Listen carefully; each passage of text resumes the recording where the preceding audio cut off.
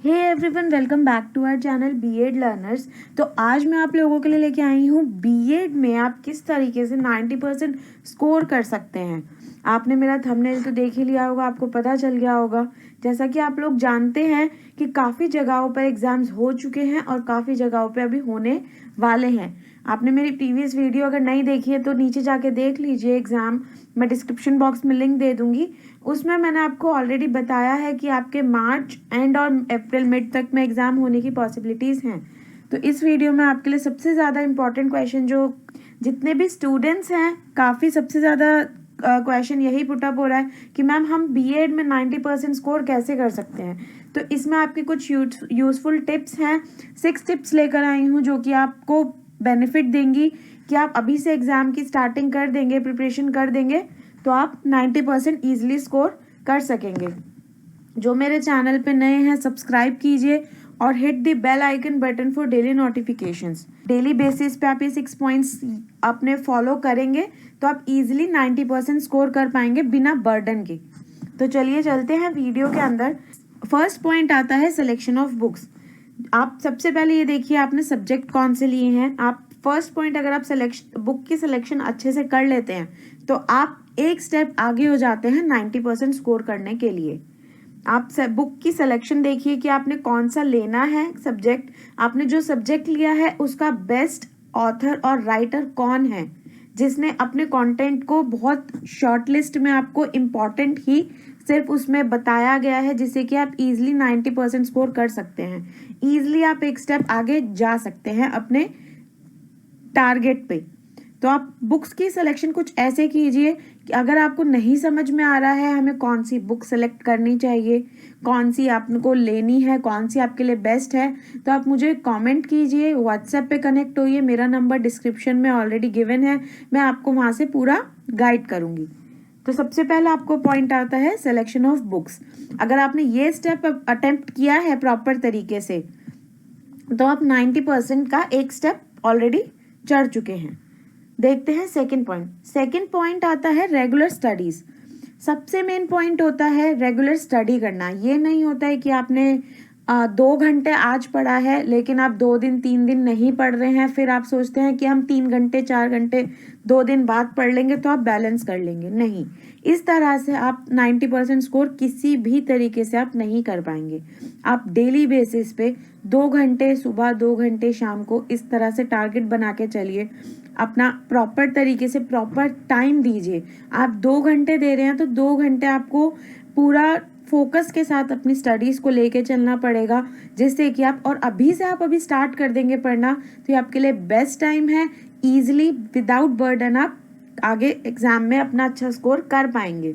एक आप स्टेप कर जाएंगे, 2 स्टेप्स आगे हो जाएंगे कि आप 90% आप स्कोर कर पाएंगे। तो डेली बेसिस पे रेगुलर स्टडीज़ आपके लिए बहुत ज़रूरी है। मॉर्निंग में ही आप एक टारगेट सेट कर लीजिए कि मेरे को आज ये थ्योरी पूरी अच्छे से, यही थ्योरी है कि यही कंसेप्ट मुझे करना है। तो आप एक कंसेप्ट कीजिए, आप पूरे दिन में 2 कंसेप्ट कीजिए, लेकिन उसे ऐसे कीजिए कि आपको प्रॉब्लम ना दे, आप भूले ना। आप उसे रट्टा मत मारिए, प्रॉपर तरीके से समझिए, रेगुलर स्टडीज़ कीजिए। आप मॉर्निंग में किया, उसके बाद इवनिंग में ब्रेक ले लेके करिए। मैं ये नहीं बोल रही हूँ आप रेगुलर करिए, पूरे दिन पढ़ते रहिए, नहीं। एक टाइम बना लीजिए कि आपको सुबह मॉर्निंग में इतना टाइम देना है एंड इवनिंग में इतना टाइम देना है, बट डेली देना है। 1 डे स्किप कर देंगे, नेक्स्ट डे सोचेंगे कि नेक्स्ट डे हम उतना टाइम एक्सटेंड कर देंगे, नहीं, ऐसा नहीं होगा।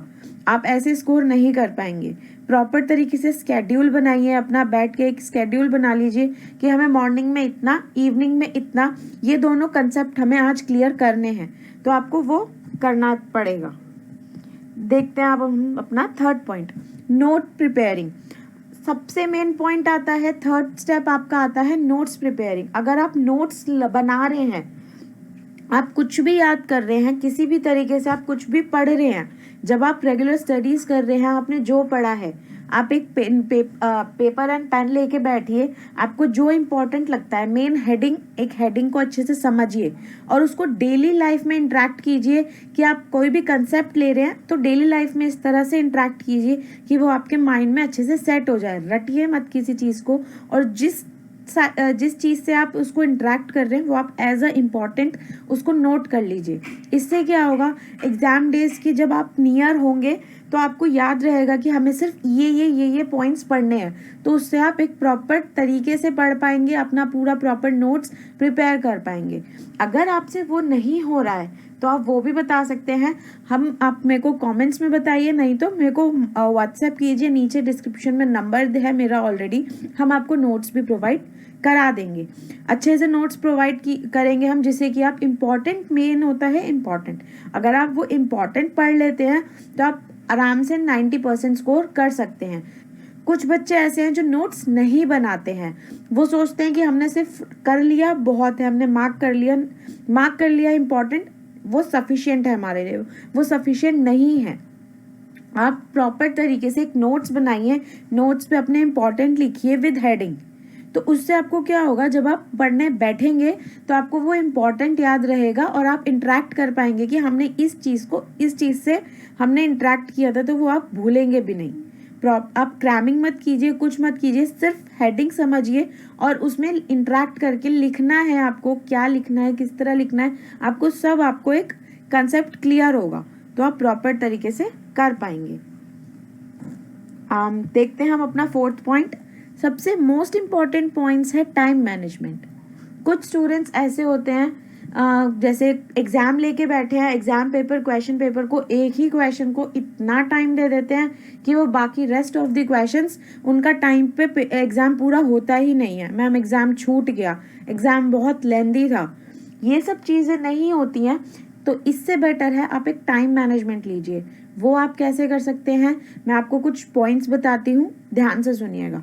टाइम मैनेजमेंट के लिए आप मान लीजिए, सपोज कीजिए आप मॉर्निंग में बैठे हैं पढ़ने 2 घंटे के लिए, तो आप उसमें से आधा घंटा निकाल लीजिए, 1.5 आवर आप अपना पढ़िए, स्टडी कीजिए, नोट्स बनाइए, कुछ भी करिए, लेकिन हाफ आवर आप ये रखिए कि मुझे हाफ आवर एक क्वेश्चन पुट अप करिए।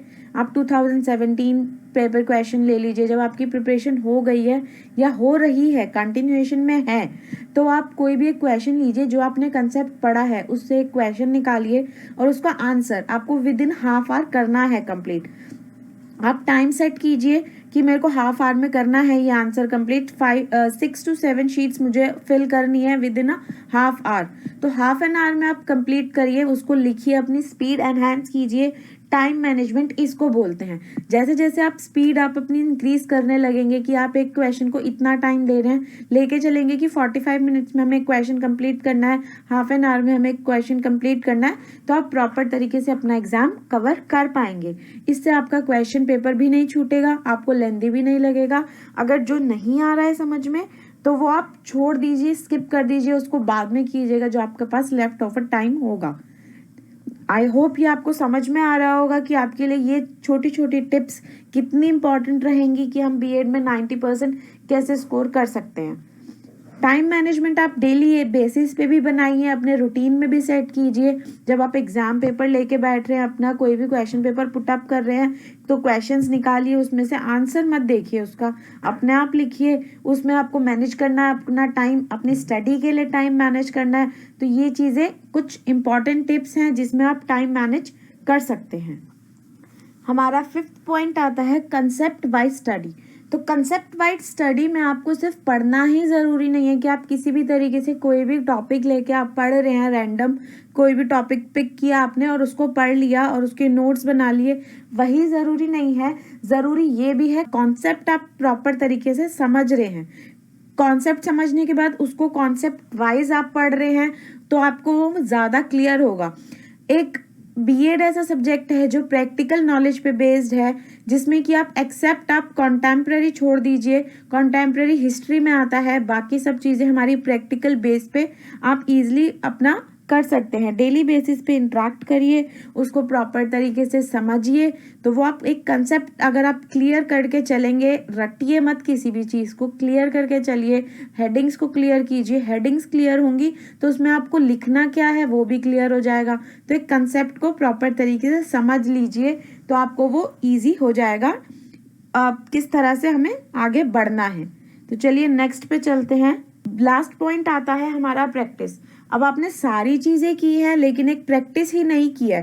प्रैक्टिस आइदर वो लिखने की हो सकती है कि आपने नोट्स तो बना लिए बट आपने किस तरह से क्वेश्चन पेपर अटेम्प्ट करना है उस चीज़ की प्रैक्टिस नहीं किया है। आपने हेडिंग तो समझ ली बट आपने ये नहीं समझा कि उसमें लिखना क्या है, हेडिंग्स में क्या लिखना है, वो चीज़ हो सकती है। तो हर चीज़ की स्टेप बाय स्टेप आप प्रैक्टिस करके चलिए।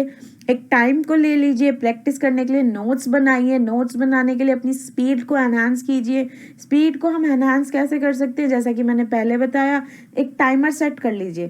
टाइमर सेट हो जाएगा तो उतने आवर्स में हमें 45 मिनट्स में अपना ये क्वेश्चन अटेम्प्ट करना है, 30 मिनट्स में हमें ये क्वेश्चन अटेम्प्ट करना है। तो उसके बेसिस पे आप अगर एक टाइम मैनेजमेंट लेके चलेंगे, प्रॉपर तरीके से करेंगे तो आप इजीली कवर कर पाएंगे।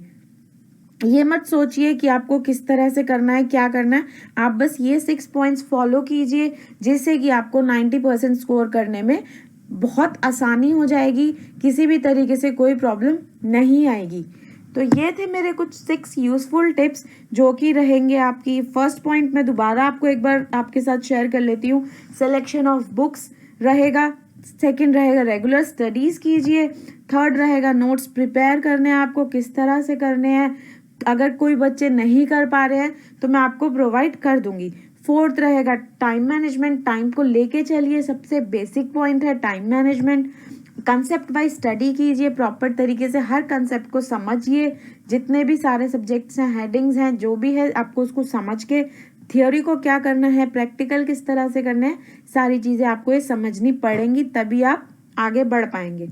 लास्ट हमारा आता है प्रैक्टिस। एक एक चीज़ को आप प्रॉपर तरीके से लिख के देखिए, अपना स्पीड एनहांस कीजिए, प्रॉपर तरीके से करेंगे तभी आप आगे कर पाएंगे। तो चलिए वीडियो को यहीं एंड करते हैं। अगर आपको कुछ और भी टॉपिक्स पे वीडियोस चाहिए मुझे कमेंट्स में बताइए, मैं आपकी प्रॉपर तरीके से हेल्प करूंगी। नोट्स के लिए आप मुझे व्हाट्सएप कर सकते हैं, व्हाट्सएप नंबर मेरा डिस्क्रिप्शन में है। मैं आपको नोट्स भी प्रोवाइड कर दूंगी, हिंदी हो इंग्लिश हो दोनों में आपको मिल जाएंगे। तो चलिए यहीं एंड करते हैं वीडियो को। Thanks for watching, bye bye.